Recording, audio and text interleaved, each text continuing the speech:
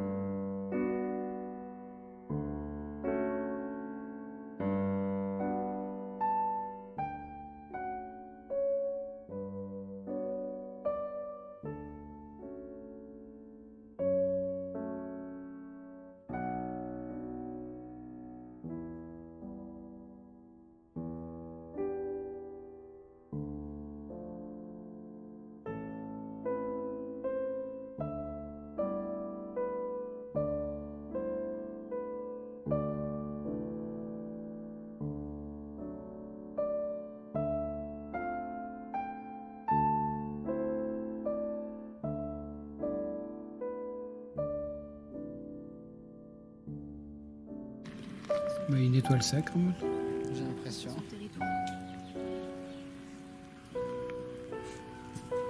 Troisième.